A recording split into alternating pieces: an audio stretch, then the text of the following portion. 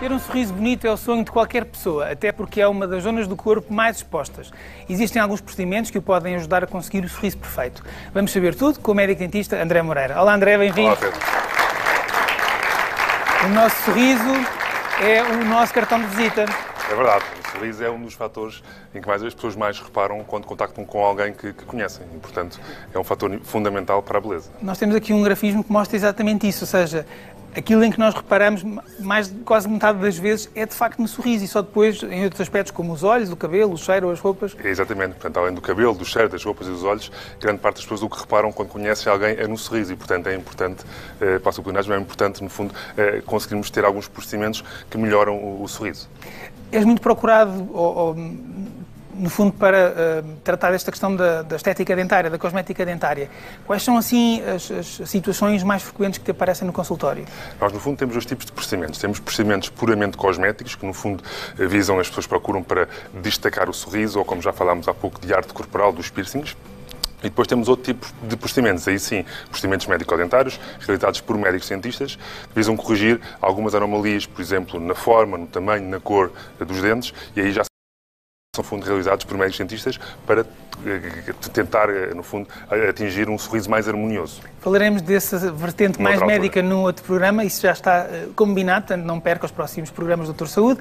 Hoje vamos falar só da cosmética. Temos aqui um brilhante, no fundo, colocado num dente, não é? Exato, pronto. Este no fundo, é um procedimento que é realizado, no fundo, passa por colocar uma joia ou um brilhante no dente. Neste tipo de procedimentos não há desgaste da estrutura dentária, portanto, no fundo, é colocada uma resina sobre o dente e sobre essa resina é encostada essa joia ou esse brilhante que fica colada no dente. Ou seja, o dente não é furado. Não, neste caso do brilhante o dente não é furado, tá bem? Se estivermos a falar de um piercing dentário, aí sim, muito mais grave, porque o piercing dentário já inclui perfurar a estrutura do dente. Portanto, nós temos aqui uma fotografia que mostra então essa joia colocada no dente. Exato. Em termos de saúde do dente, isto compromete de alguma forma essa mesma saúde? Não. Este tipo de procedimento de colocação deste brilhante ou desta joia não fragiliza o dente. Portanto, no fundo, é apenas por adição, é colado à superfície dentária.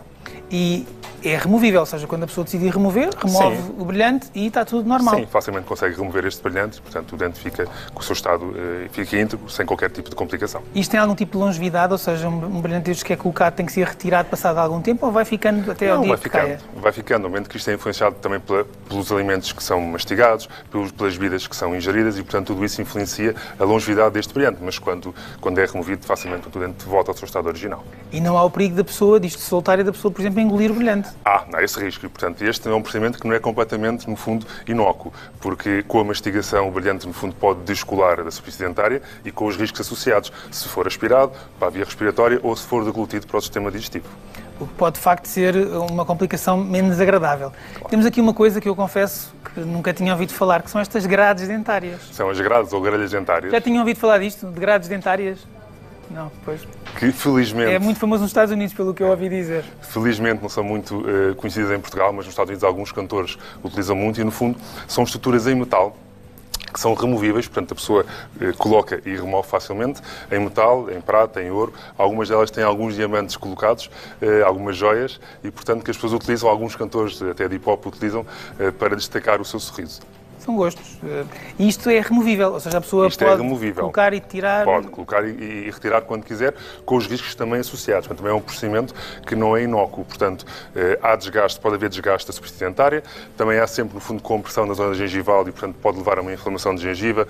E também... mesmo a retração da gengiva, que empurra a gengiva, não é? Pode acontecer. Portanto, este é um procedimento, felizmente, pouco usual em Portugal. Causa desconforto às pessoas?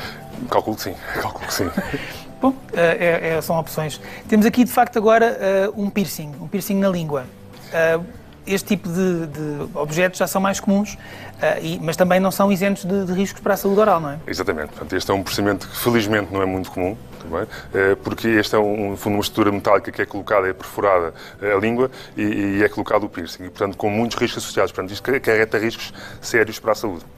Aqui temos uma imagem de um piercing na língua, portanto, no fundo, a estrutura lingual é perfurada por esta estrutura metálica, com todos os riscos que daí advêm. Há pontos específicos para fazer a perfuração da língua, porque é uma zona muito vascularizada, todos nós sabemos que quando mordemos a língua o que é que acontece, portanto, imagino que este processo seja muito arriscado. Um processo com alguns riscos associados. Evitar, claro que sim. Infecções, etc. Claro que sim. Temos aqui um quadro também, julgo que já a seguir, que nos mostra um bocadinho estes riscos dos piercings orais. Por um lado, a própria obstrução da via aérea, portanto, sempre que o piercing se solta, no fundo pode ser aspirado e, portanto, tem esse risco associado. Normalmente as pessoas têm este tipo de piercings, estão sempre em movimento com a língua e, portanto, contactam com os dentes, contactam com a gengiva e, portanto, há risco de dano dos próprios dentes.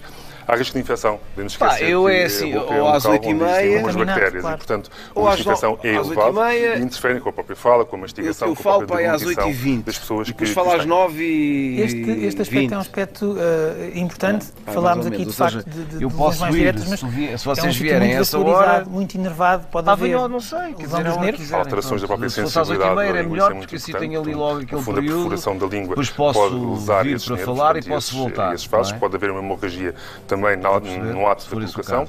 Por outro lado, também a própria hipersensibilidade ou reação alérgica ao material do piercing e, sendo algo que está sempre ou quase sempre na boca, portanto, induz a produção de saliva. Portanto, é também um aspecto importante a considerar nas pessoas que têm este tipo de piercings. Até porque estes piercings são muitas vezes também muito grandes, não é? E, portanto, até do ponto de vista da funcionalidade da língua, a língua é uma estrutura importante na mastigação, na deglutição. Há algum compromisso dessas funções com os piercings? Porque os piercings, como vimos, têm um volume muito grande e, portanto, afetam a própria fala, a própria mastigação, a própria deglutição. Todas essas funções são alteradas com a utilização deste tipo de piercings na língua ou nas regiões periorais, no lábio, na bochecha, que também existem, infelizmente. Vamos aqui falar de uma coisa que eu acho que é diferente daquilo que as pessoas estão habituadas a ver na rua. Aqui no estúdio ficou toda a gente um bocadinho impressionada com esta língua bífida.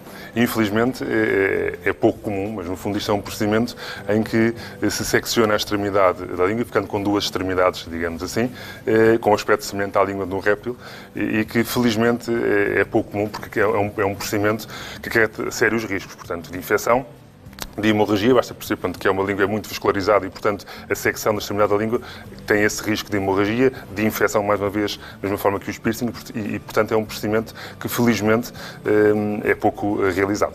E do ponto de vista também da funcionalidade, mais uma vez, além dos riscos associados ao próprio procedimento, a língua deixa de cumprir as suas funções. Mesmo do ponto de vista, eventualmente até da sexualidade, possa ter algumas vantagens, não sabemos, mas de facto, para a saúde, a função da mastigação, da fala, fica comprometida. Claro que sim, porque passamos a ter uma língua com duas extremidades e, portanto, todas essas funções da fala, da deglutição, da própria mastigação, estão afetadas. E as papilas localizadas nesta zona da língua? Também são afetadas. O próprio paladar fica prejudicado. Pode ficar afetado. A reconstrução disso passa naturalmente pela cirurgia plástica, mas de facto é algo que será dificilmente reparável, ou pelo menos do ponto de vista da função. Sim, podem haver alguns procedimentos cirúrgicos, no fundo, de preparação dos bordes, de coaptar, no fundo, os bordes da língua novamente, de suturar, mas procedimentos cirúrgicos que podem possibilitar, no fundo, recuperar a anatomia original da língua. Portanto, o melhor mesmo é, quando pensar em fazer alguma destas alterações, falar com o seu médico dentista, perceber as consequências e garantir que, de facto, todos os cuidados da sepsis são acautelados. André, muito obrigado. Até à próxima.